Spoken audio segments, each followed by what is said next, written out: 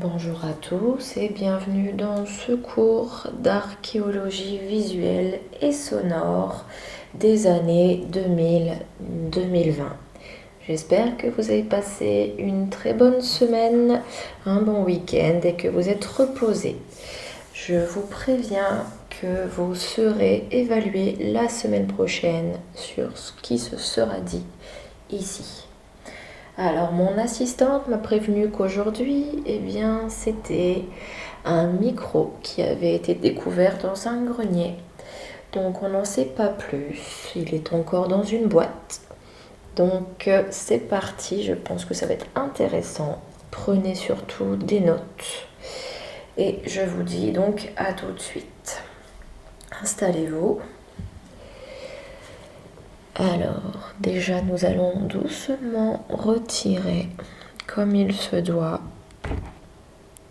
le sac qui protège ce micro.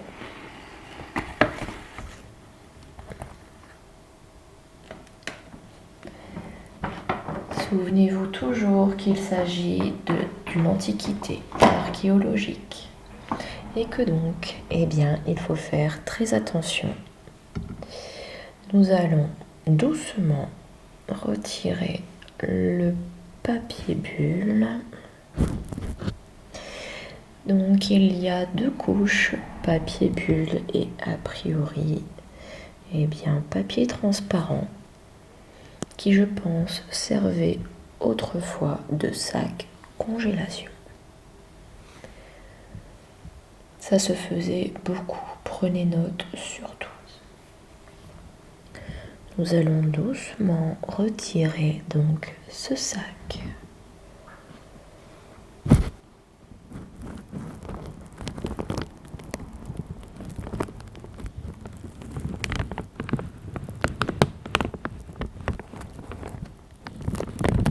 Quand vous sentez une résistance, évitez de trop tirer. Vous pourriez endommager la relique.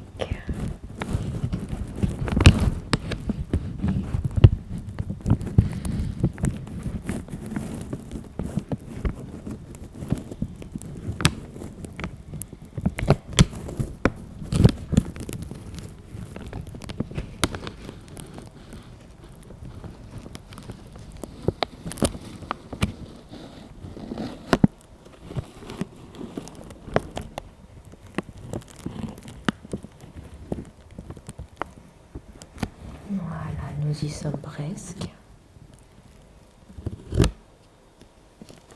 Et voilà. Vous voyez, c'était facile.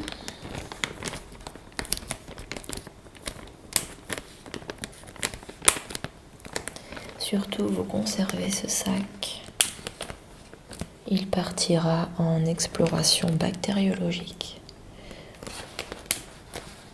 Nous pourrons peut-être éventuellement trouver des miettes, des choses qui pourraient nous permettre de découvrir ce que ces gens mangeaient.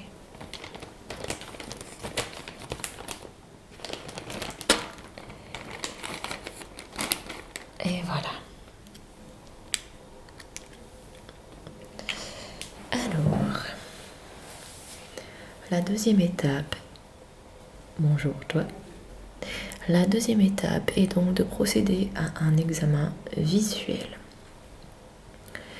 De ce que nous voyons, donc, il s'agit effectivement, nous avons confirmation d'un micro des années, je dirais, 2020, voire même 2018, pour être plus précis. Il a sa totale intégrité physique, aucune partie n'est manquante. Il est constitué d'une sorte de plastique. Tout est là. Vous avez la molette qui est présente. Vous avez les différents boutons. Donc jusque là tout va bien. Ok.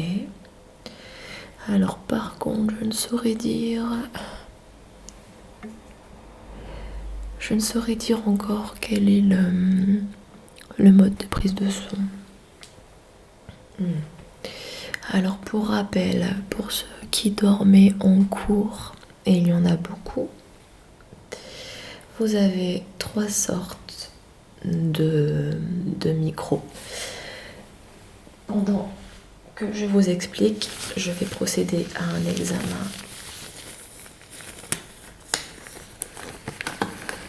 avec des gants.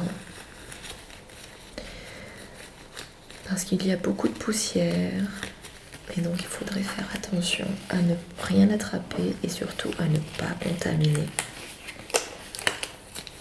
éventuellement ce micro. Il faut toujours mettre des gants par précaution. Ça ne mange pas de pain.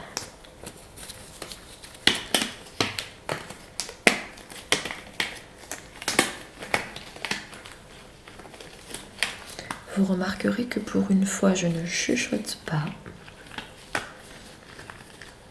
Parce qu'il y a des étudiants qui n'aiment pas que je chuchote, qui n'aiment pas les gens qui chuchotent. Donc je me dis pourquoi pas. Comme ça, vous serez tout oui.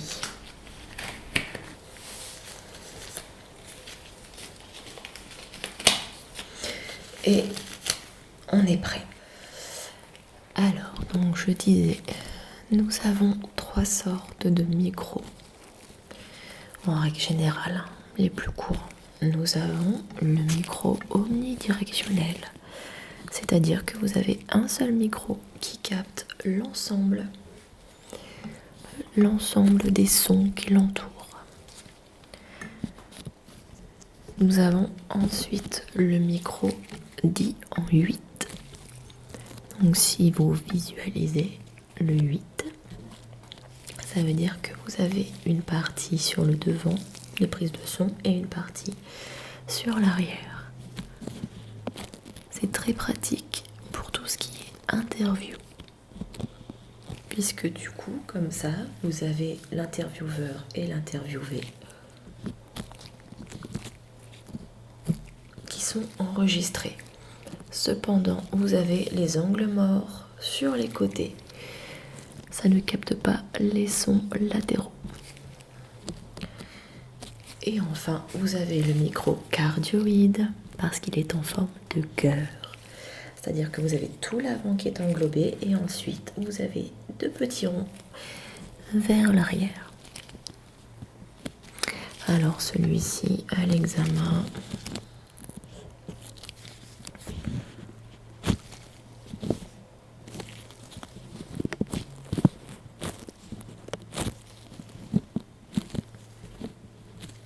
Je n'arrive pas à déterminer.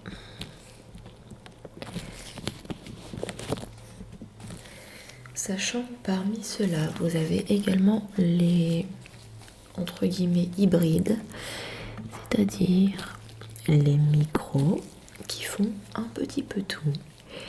Vous sélectionnez à l'aide d'une molette.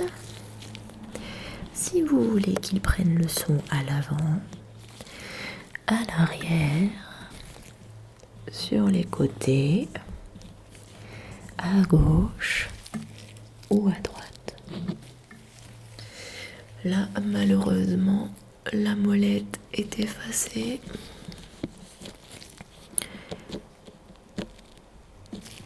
Donc, je n'arrive pas à déterminer. J'ai l'impression que c'est quand même ici un micro à 5 micros, justement. Un au centre et 2 sur les côtés, à l'avant et à l'arrière. Je pense. On va déterminer.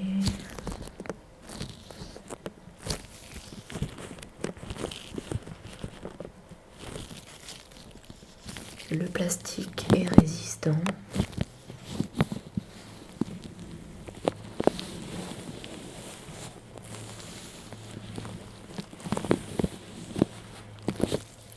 Mis à part beaucoup de poussière, je trouve qu'il est intègre.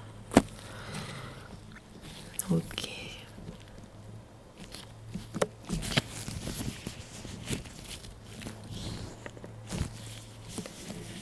c'est la première chose que vous devez déterminer, c'est l'intégrité du matériel. C'est-à-dire que là, je pense que nous allons le nettoyer.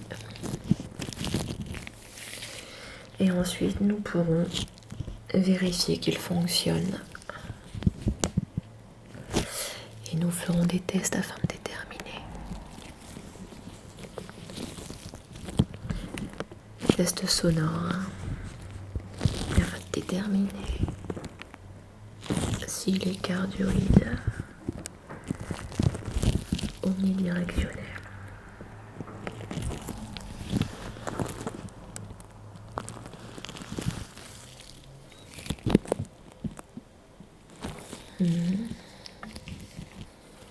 Alors, ils ne font pas confondre le stéréo. Vous pouvez entendre le droit et le gauche avec le binaural. Dans le stéréo, il vous manque une donnée. C'est que vous êtes incapable de réellement déterminer si c'est en bas ou en haut. Contrairement à certains micros, tel le 3-Dio. Notez bien le 3-Dio. Vous savez, c'est le micro avec les oreilles. Où lui, donc, vous avez le devant, le derrière, le gauche et le droit, mais également le bas et le haut. C'est vraiment 360.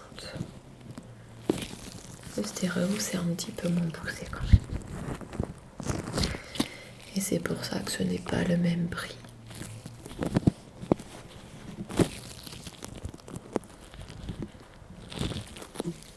Surtout, vous notez bien, puisque je vous rappelle, il y a une évaluation la semaine prochaine. Nous allons passer donc à la phase, si je retrouve, voilà. Nous allons passer à la phase du nettoyage. Pour cela, vous prenez de prime abord un pinceau tel que celui-ci à poil dur. Et c'est comme souvent, on commence par le plus gros pour finir par le plus petit. Donc un gros pinceau va vous permettre d'enlever le maximum de poussière pour au final aller jusqu'à la pince, descendre petit à petit pour enlever le restant. Et encore une fois, on commence par le haut et on finit par le bas.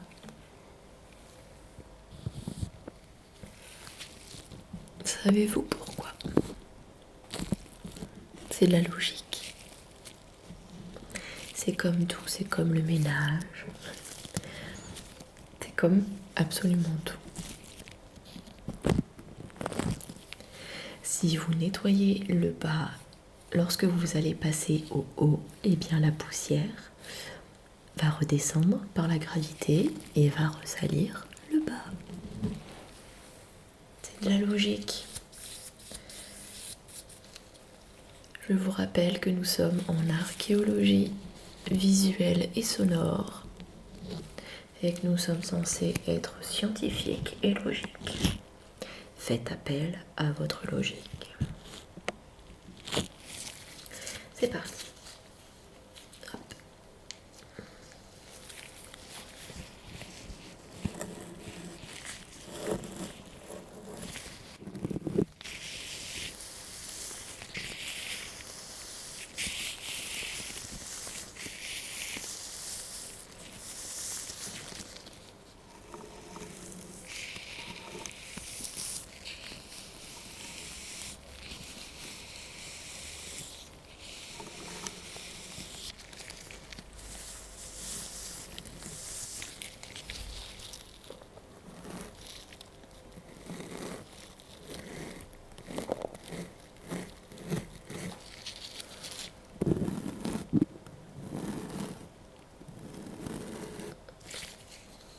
Encore une fois, n'oubliez pas que vous avez affaire à un matériel archéologique qui a des centaines d'années.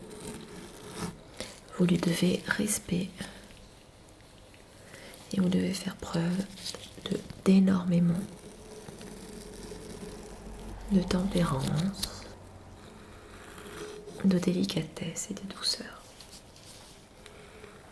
Ce sont des petites choses fragiles.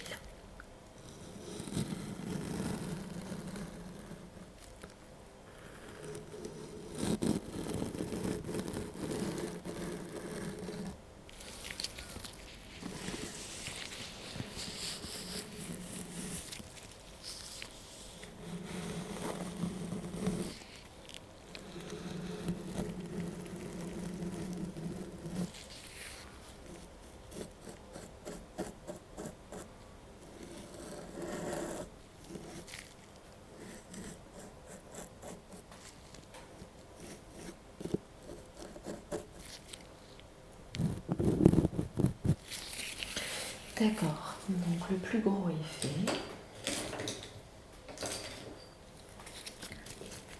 On prend un plus petit pinceau.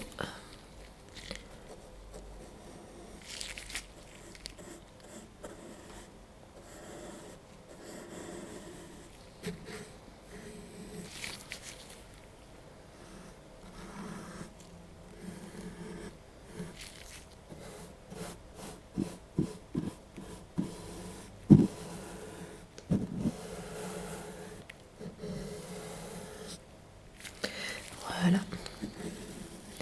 Une fois que le micro sera bien nettoyé, nous allons faire un test auditif.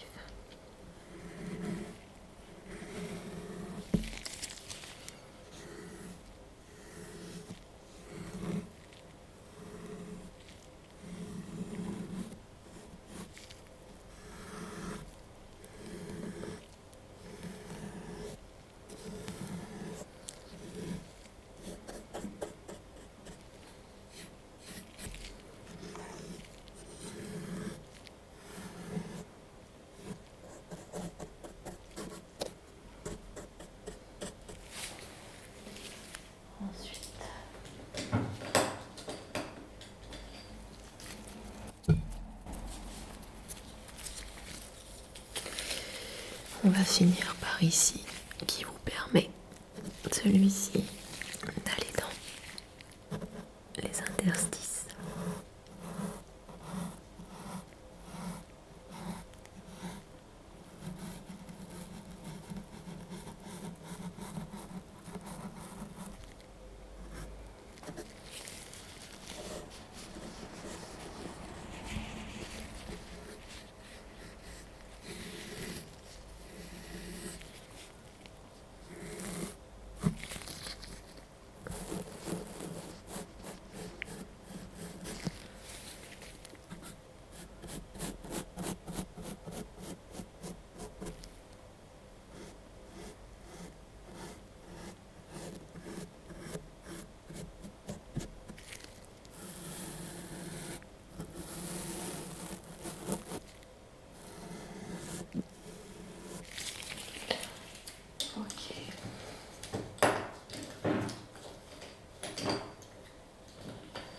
On va juste, avec ce petit pinceau, on va tout doucement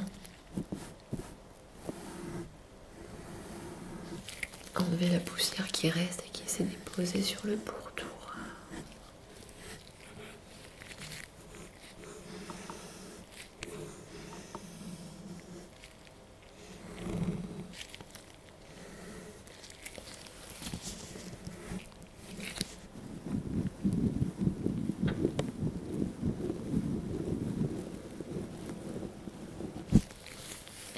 Nous arrivons vraiment à bien le récupérer, et ça c'est chouette.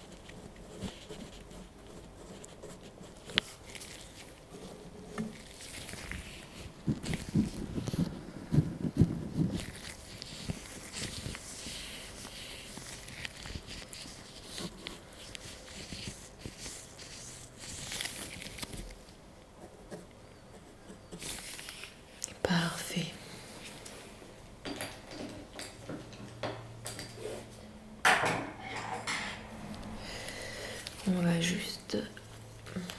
Vous prenez un tout petit seulement, vraiment un tout petit tournevis. Si vous voyez qu'il y a quelque chose qui ne va pas suite au nettoyage, là il y a une petite vis qui s'est quelque peu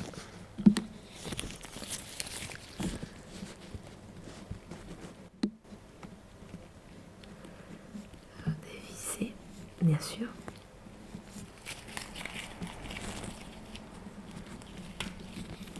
Surtout, vous vérifiez que tout est bien vissé, tout est en place, tout est intègre avant d'essayer de faire un test de sensibilité sonore. Sinon, ça peut exploser tout simplement.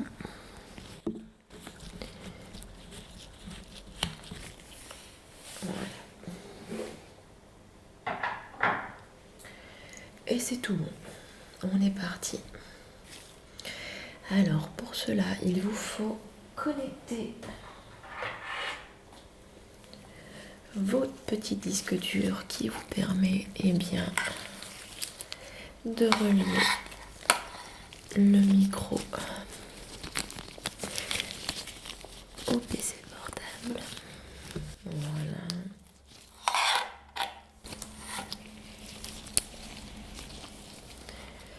Super. Et on est parti. Vous vous connectez au logiciel. Je ne vous rappellerai pas les passes. Vous êtes censé le savoir. Voilà. Et une fois que c'est bon, vous lancez le processus. Vous avez un son qui va aller regarder s'il y a bien un micro à gauche et un micro à droite. Et selon l'onde qui va nous arriver sur le logiciel, on va réussir à déterminer non seulement si le micro fonctionne correctement, mais en plus de quel micro il s'agit.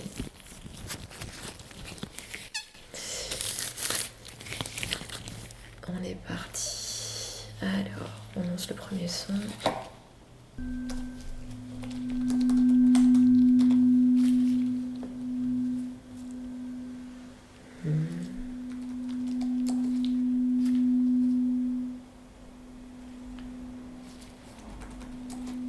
Ça réagit, mais très bien, ouais. Vous voyez la courbe qui se dessine actuellement.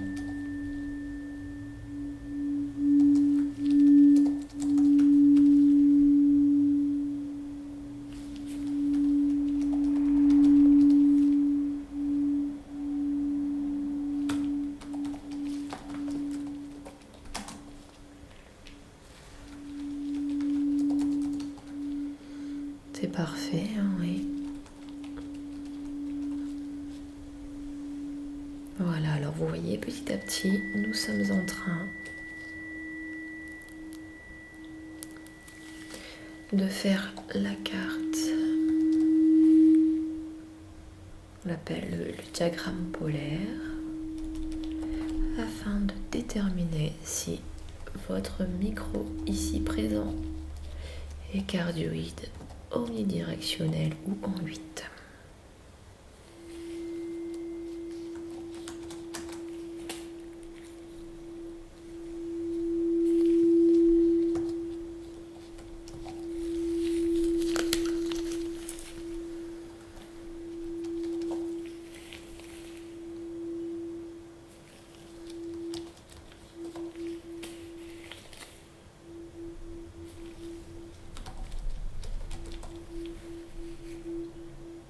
Encore une dernière, mais je pense que vous le voyez à l'écran.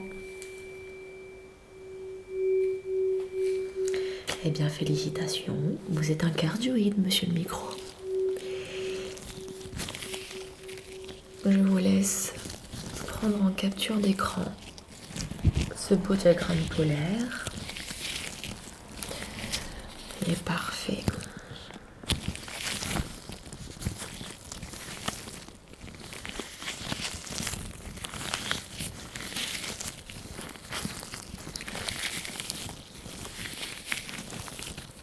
Regardez.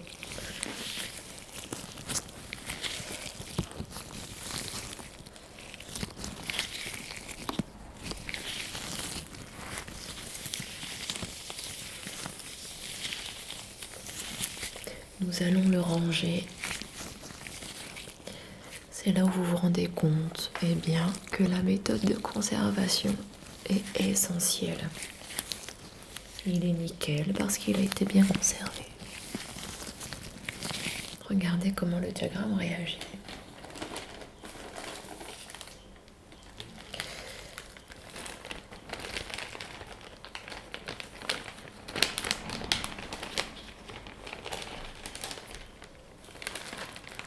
Comme je vous l'ai dit, nous allons garder la pochette, mais par contre, le papier bulle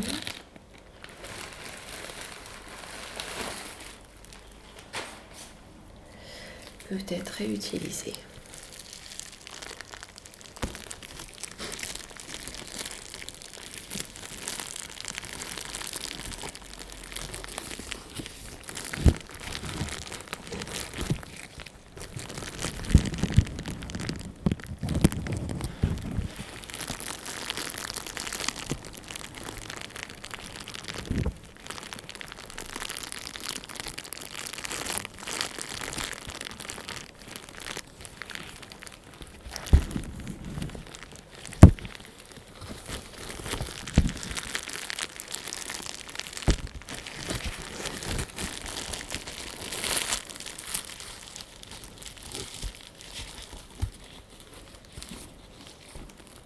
Et voilà.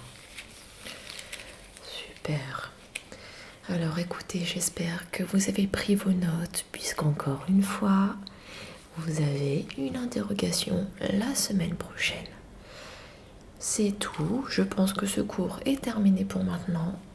Vous avez maintenant cours en anthropologie numérique. J'espère, eh bien, que ça vous a plu. N'hésitez pas à me faire vos retours et à me poser vos questions par mail. Et je vous dis à la semaine prochaine.